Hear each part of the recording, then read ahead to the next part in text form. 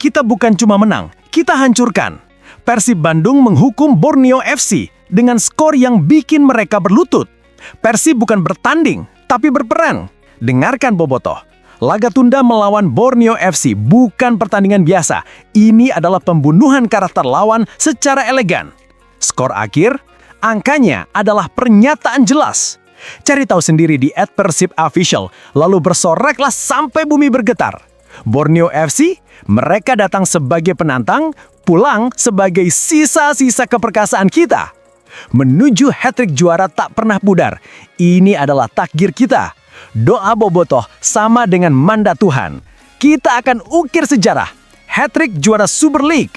Musim ini adalah era keemasan abadi. Siapapun lawan yang menghalangi, akan kita libas. Kami tidak butuh penonton yang ragu. Kami butuh bobotoh sejati yang haus kemenangan. Kalau mentalmu kuat menghadapi fakta yang keras, tekan subscribe sekarang juga.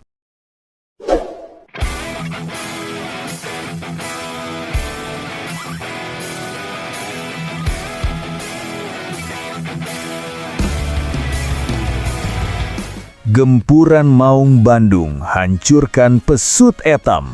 Borneo FC menggila, tapi tak cukup redam aura juara Persib. Dalam sebuah masterclass taktis yang memukau, Persib Bandung kembali menegaskan status mereka sebagai kandidat terkuat peraih gelar musim ini setelah menuntaskan laga tunda Super League 2025 melawan Borneo FC. Pertandingan yang dilangsungkan di stadion yang dipenuhi aura keagungan Maung Bandung tersebut berjalan sangat menarik dan penuh intensitas.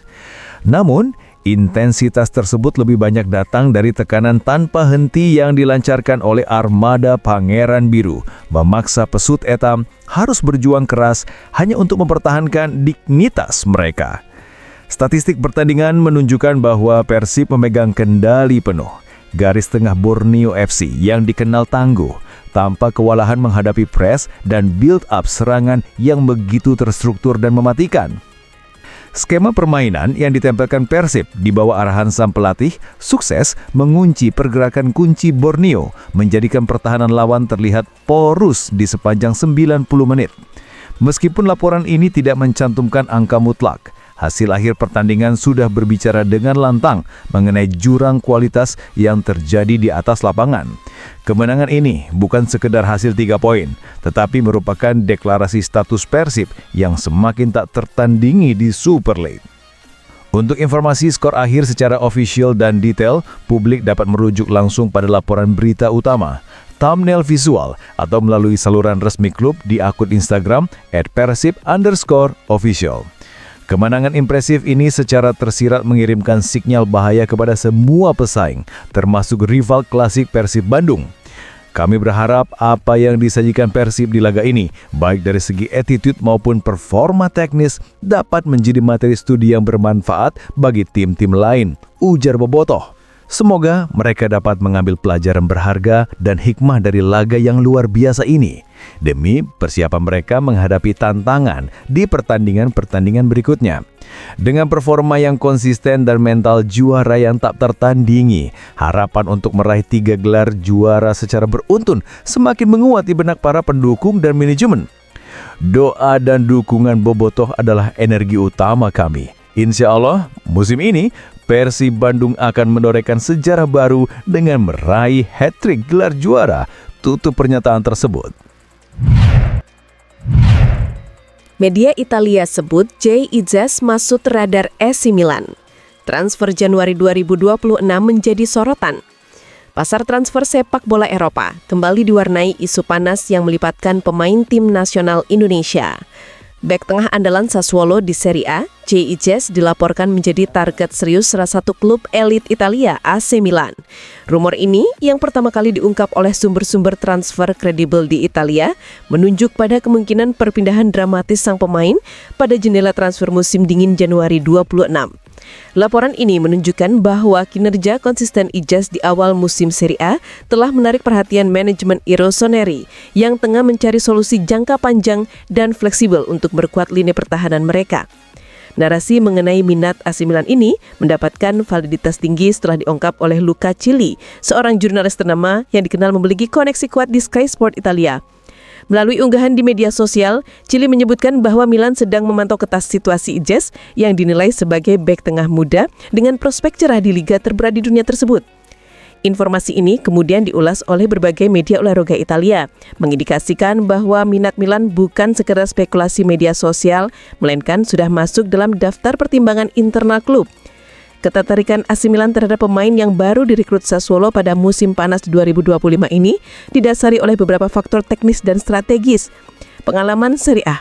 Meskipun baru setengah musim di Sassuolo, Ijes telah membuktikan kemampuannya beradaptasi dengan kecepatan dan intensitas taktik Serie A. Pengalamannya ini menghilangkan resiko adaptasi yang biasanya melekat pada pemain yang didatangkan dari liga lain. Fleksibilitas taktis, Ijes dikenal piawai beroperasi dalam formasi 3 back, posisi krusial dalam skema permainan yang sering diterapkan oleh Milan. Kemampuannya sebagai ball playing defender juga sangat sesuai dengan filosofi tim. Investasi jangka panjang. Dengan usia 25 tahun, Ijes menawarkan kombinasi antara kematang bermain dan potensi perkembangan karir yang masih panjang menjadikannya aset investasi yang menarik bagi Milan.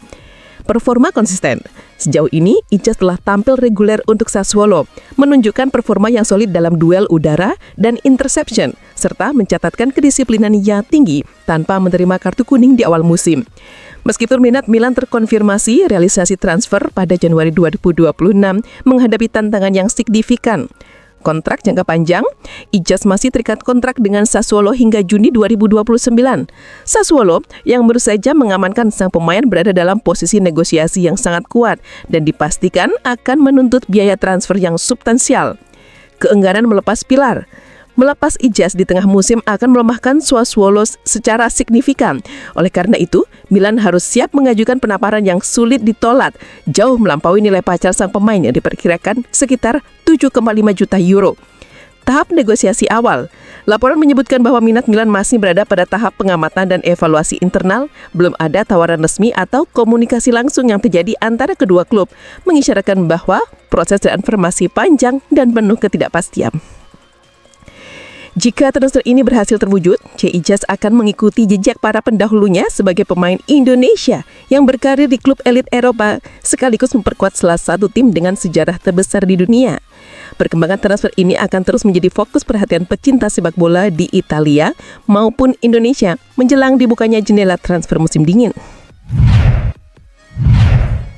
Gegarkan publik tanah air. Shin Tae-yong tiba di Jakarta, publik tuntut Erick Thohir out dari kursi tertinggi PSSI sebagai harga mati kembalinya sang history backer timnas Indonesia. Kegaduhan tak terhindarkan terjadi di jagat sepak bola Indonesia menyusul kedatangan Shin Tae-yong ke Jakarta Rabu malam. Di tengah klaim liburan, kedatangan sang juru selamat ini justru memicu ledakan amarah kolektif dari supporter fanatik yang kini menggunakan Wiser paling brutal untuk menekan PSSI. Opini publik yang terbentuk secara hiperbola dan frontal ini kini menyuarakan satu tuntutan tunggal yang non-negosiatif. Kembalinya STY hanya mungkin jika Erick Thohir angkat kaki dari PSSI.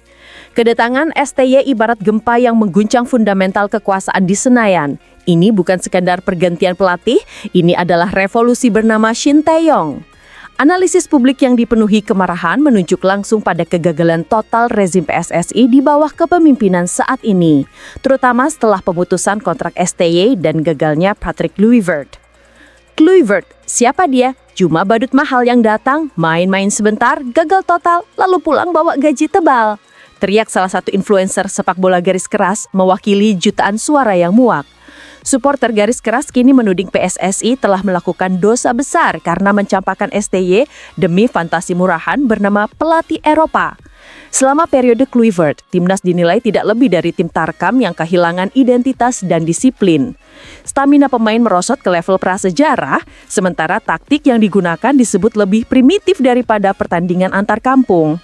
Kita sudah dapatkan arsitek yang membangun fondasi beton. Lalu PSSI datang dengan ide busuk berobohkannya untuk membangun rumah kardus bernama Kluivert.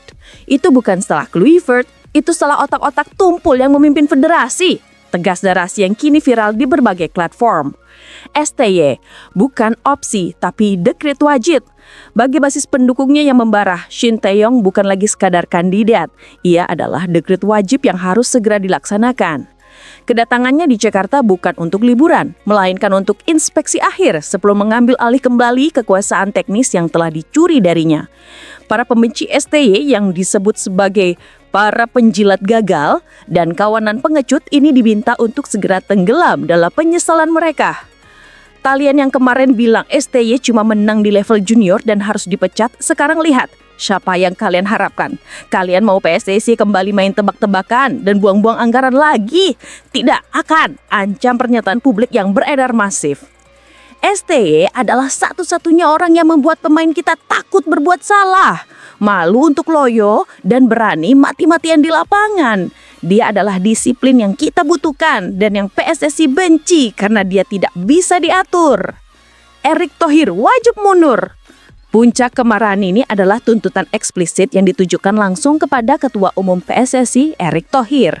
Tuntutan ini muncul dari keyakinan supporter garis keras bahwa perpisahan dengan ST di masa lalu adalah bagian dari intrik politik internal PSSI yang dipimpin oleh elit haus kuasa. Menurut opini yang diangkat secara frontal, syarat tunggal kembalinya sang history maker dari Korea adalah Erick Thohir harus out. Ini harga mati. Erick Thohir dan kurninya sudah gagal total mengelola warisan yang ditinggalkan STY. Mereka menyingkirkannya, membawa kegagalan, dan sekarang mereka harus bertanggung jawab dengan meletakkan jabatan. STY tidak akan bekerja di bawah atap PSSI yang sama dengan orang-orang yang meragukan integritas dan kapabilitasnya. Dia bukan pelatih bayaran biasa, dia adalah jenderal yang hanya tunduk pada hasil dan kehormatan. PSSI harus memilih, tahan Erick Thohir dan terus menjadi pecundang, atau usir Erick Thohir dan sambut kembali sang pemenang Shin Tae-yong. Pilihannya ada di tangan rakyat, bukan di tangan elit PSSI. Situasi ini telah melampaui batas spekulasi dan berubah menjadi ultimatum berdarah dari basis supporter. Dengan STY yang secara fisik berada di Jakarta, tekanan untuk melakukan perombakan total, mulai dari kursi pelatih hingga kursi ketua umum, kini berada pada tingkat yang paling berbahaya bagi stabilitas PSSI. Dunia menanti, apakah PSSI akan tunduk pada waiser publik ini dan menyerahkan kepala mereka sebagai harga tiket kembalinya Shin Tae-yong.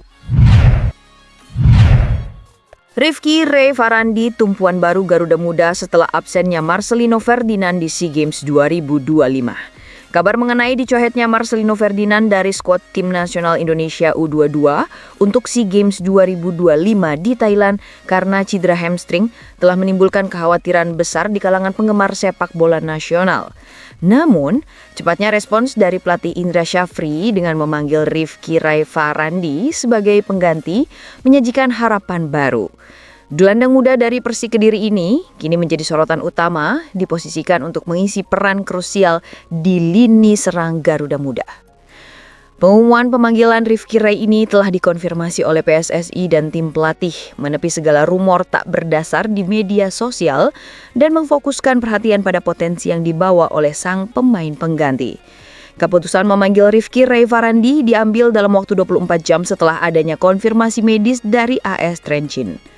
Pelatih Indra Syafri yang dikenal memiliki mata tajam dalam melihat bakat-bakat muda di kompetisi domestik segera menunjuk Rifki Ray yang dinilai paling siap secara fisik dan teknis untuk beradaptasi dengan sistem tim.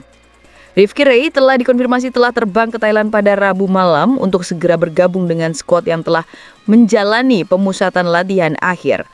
Adaptasi cepat diharapkan bisa terjadi mengingat waktu persiapan yang semakin sempit menjelang laga perdana melawan Filipina pada 8 Desember 2025. Rifki Ray Farandi bukan nama asing di kalangan pengamat sepak bola Liga 1. Meskipun namanya tidak sepopuler Marcelino di level internasional, kemampuannya di kompetisi domestik telah menarik perhatian Indra Syafri. Berikut adalah beberapa kelebihan taktis yang diharapkan dapat ditawarkan Rifki Ray kepada timnas U22. visi umpan jarak jauh. Salah satu keunggulan umpama Rifki adalah akurasi umpan jarak jauhnya yang tinggi dalam skema serangan balik cepat dalam kurung counter attack yang sering diandalkan timnas U22. Kemampuan Rifki untuk mengirimkan bola vertikal dari lini tengah ke penyerang sayap atau penyerang tunggal akan sangat berharga. Kemampuan ini sedikit berbeda dari Marcelino yang lebih fokus pada penetrasi dan dribbling pendek. Fleksibilitas posisi, Rifki Ray mampu bermain di berbagai posisi di lini tengah, mulai dari gelandang serang nomor 10, winger kanan, hingga gelandang box-to-box nomor 8. Fleksibilitas ini memberikan opsi taktis yang lebih luas bagi Indra Syafri, memungkinkannya mengubah formasi tim di tengah pertandingan tanpa harus melakukan pergantian pemain yang terlalu banyak. Kekuatan fisik dan etos kerja. Dibandingkan dengan Marcelino, Rifki dikenal memiliki daya jelajah yang lebih luas dan etos kerja yang tinggi dalam membantu pertahanan. Kemampuannya dalam melakukan pressing dan memenangkan duel-duel di lini tengah akan sangat dibutuhkan, terutama dalam turnamen padat seperti SEA Games. Momen terbaik di Bersik Kediri. Penampilan Rifki di beberapa pertandingan terakhir Liga 1 bersama Persik Kediri tergolong impresif di mana ia menjadi memotor serangan dan beberapa kali mencetak gol krusial menunjukkan bahwa ia sedang berada di puncak performa. Meskipun memiliki keunggulan taktis, tantangan terbesar bagi Rifki Ray adalah menggantikan aura dan peran Marcelino Ferdinand yang sudah terintegrasi penuh dalam sistem timnas sejak lama. Marcelino memiliki chemistry yang kuat dengan pemain seperti Ivar Jenner dan penyerang utama. Rifki harus mampu beradaptasi dengan cepat tidak hanya dengan tuntutan taktis Indra Syafri tetapi juga dengan rekan-rekan timnya yang sebagian besar adalah pemain diaspora atau pemain dari Liga 1 tim lain. Ia juga harus siap menghadapi tekanan psikologis yang sangat besar dari publik yang secara otomatis akan membandingkan setiap gerakannya dengan Marcelino. Indra Syafri kemungkinan akan memanfaatkan Rifki Ray untuk memperkuat kedalaman tim dan menjaga keseimbangan antara serangan balik dan penguasaan bola. Dengan Ivar Jenner yang bertugas mengontrol tempo di lini tengah, Rifki bisa diinstruksikan untuk lebih fokus pada pergerakan tanpa bola dan final pass untuk membantu penyerang seperti Mauro Zylstra. Keputusan memanggil Rifki Ray Farandi menunjukkan bahwa timnas U22 tidak ingin terlalu lama merantapi absennya Marcelino Ferdinand. Dengan segala kelebihan yang dimilikinya, Rifki Ray Farandi kini membawa beban harapan besar untuk membuktikan kualitasnya dan membantu Indonesia mempertahankan medali emas di Thailand.